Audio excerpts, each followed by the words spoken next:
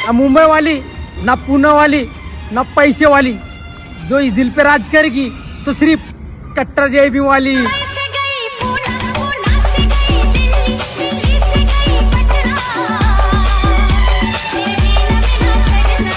छत्तीस गुण जुळून काहीच फायदा नसतो।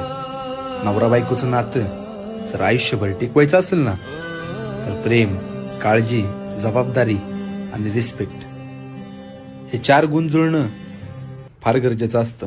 आधा तेरा इश्क, आधा